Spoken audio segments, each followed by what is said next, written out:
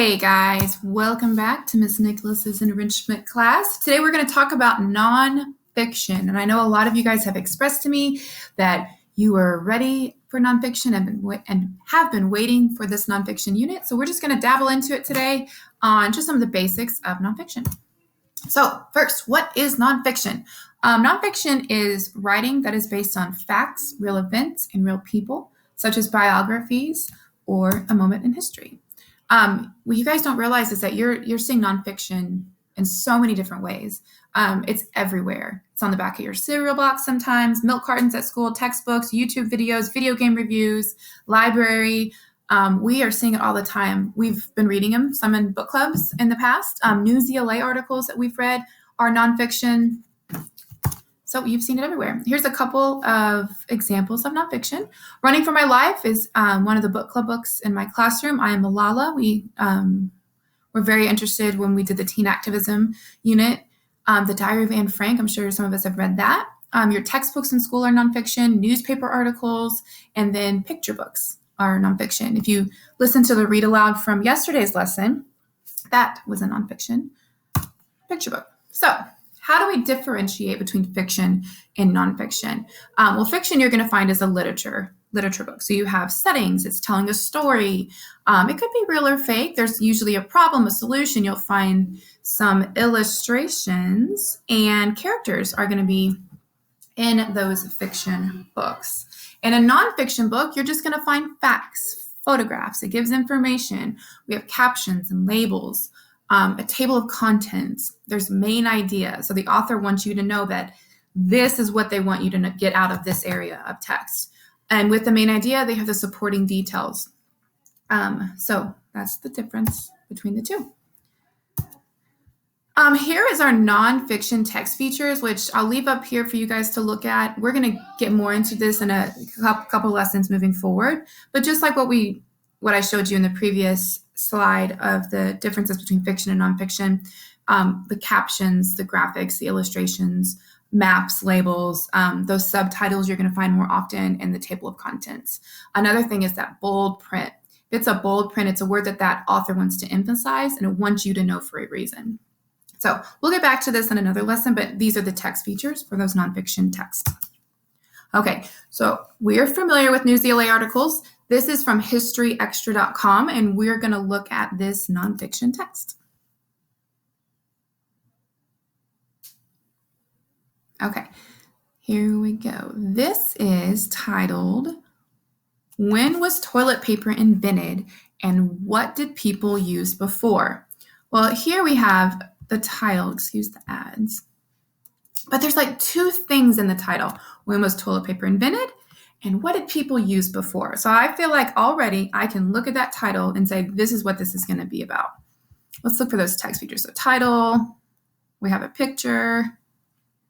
Here's the bold italicized words. They really want us to emphasize this piece of information. Moving forward, there's a subtitle. When was toilet paper invented? So that tells me this is going to be a little bit different than what we previously read. Okay, so yes, check. That checks the box for those text features for nonfiction. Now let me go back to our slide. Now, what the lesson is for today is, yes, we're going to learn about what a nonfiction is, but we're going to talk about how do we find the main idea. Here's how we can identify the main idea. The main idea is what the text is mostly about, and there's clues in the writing.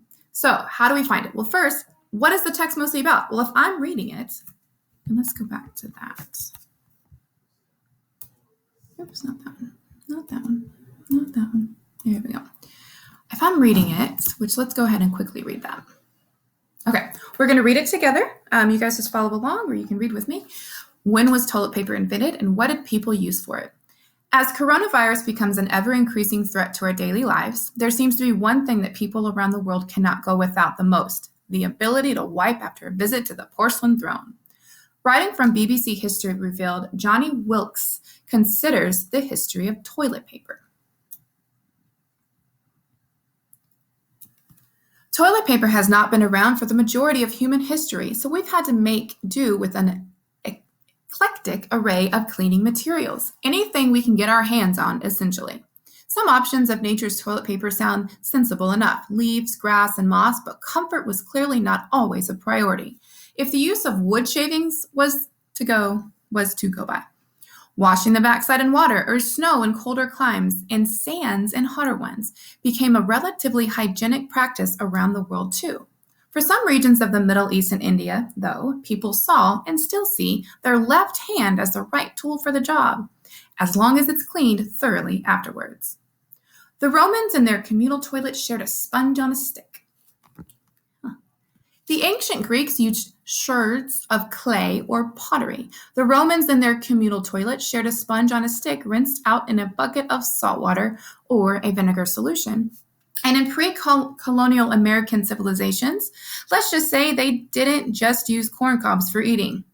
In some societies, clothes or materials like wool, lace, and hemp became the wiping choice for the wealthy. But seriously, humans use anything. Not even mentioned yet are the stones, seashells, fruit skins, and fur. Well, it's good enough for animals. Talking of animals, a writer from the 16th century France, Francois Rabelais, jotted down a satirical conversation in one of his works that, after a lot of excrement eradicating experimentation, the best way to clean up was the neck of a goose that is well downed if you hold her neck betwixt your legs. When was toilet paper invented? As for paper, perhaps it should come as no surprise that the first to see its benefits in the bathroom were the Chinese. The earliest known records comes from AD 589, when an official named Yan Zhihui wrote that he dare not see any paper on which has been written quotations from the 5 classics, seminal text in Confucianism, or the names of sages from toilet's purpose. In the 14th century, the emperor issued a decree calling for paper measuring 2 feet by 3 feet for his bathroom needs. Best not to think on why he needed such large sheets. And a quote, "The quality of the paper meant splinters were a common problem." Yet it would still be centuries later that toilet paper truly got on a roll, as it were. People had begun using old magazines, but in 1857, New York-based entrepreneur Joseph Gayety started selling the first commercially packaged toilet paper, marketed as the greatest necessity of the age. His medicated paper came in single sheets infused with aloe and had been intended as a medical treatment to cure hemorrhoids. On each sheet was Gayety's name, although why he wanted people to wipe their backsides with his name is best left only to him.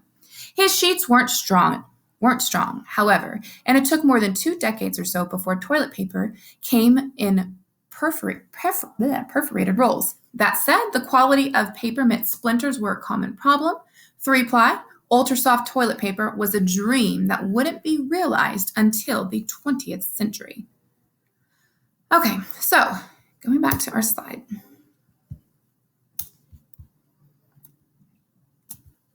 If we're going to go back to the main idea, we can answer what was the text mostly about.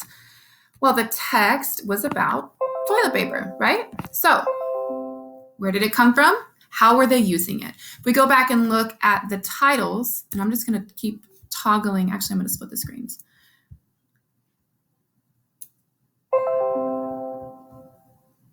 If we go back, I'm so sorry, people are using my Padlet. If we look at the title, so here's the title, and we already discussed how the title has like 2 things we're looking for. It's when was it invented and how was it used? And we read 2 different sections on how was it used and when it was invented. So let me go back to that part. Here's the how was it invented, and here's kind of how they used it, or who and how they used it.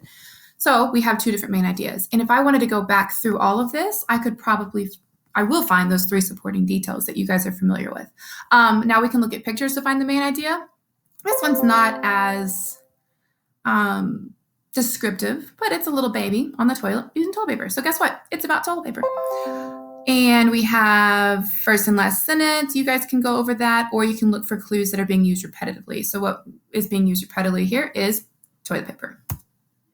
Okay, so the assignment today is, I'm going to go here before I go there. The assignment today is for you guys. I want you to find a nonfiction text of your own. on the history of toilet paper. I know it may repeat some of the things we talked about today, but I looked out there. There are tons of articles on the history of toilet paper, and they kind of focus on different areas of the world. So Google search is your friend right now.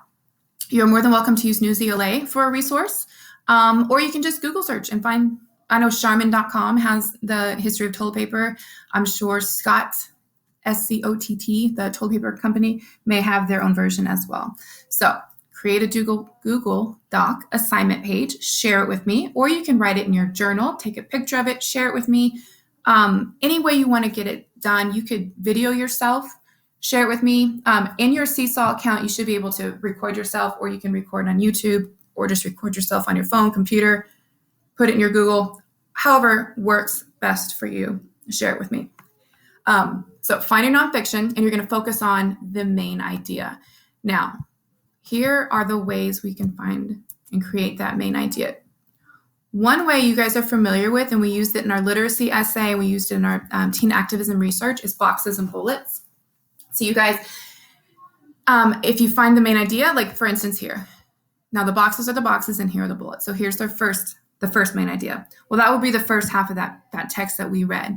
That was, how are they using toilet paper? And then here are my 3 supporting details. So I'd go back to the text, take the text evidence, that's my supporting detail, boom, done.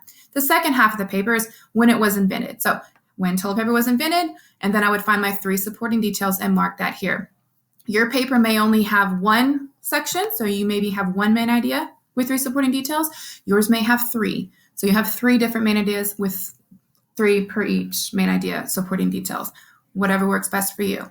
Some of us are also familiar with this graphic organizer, and I'll have this up in your Google Classroom where, okay, so here's the topic, toilet paper, here's the main idea, how it's used, here's my supporting details.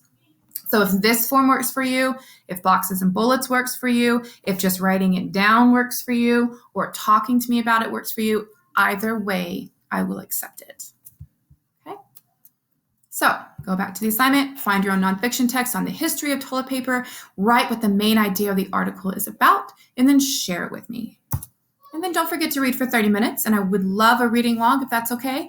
I'm also going to post your journal entry for today. So hopefully you guys created that either written or digital journal. And that is all for today. If you have any questions, go back through the slide and or email me. And I hope you guys have a great day.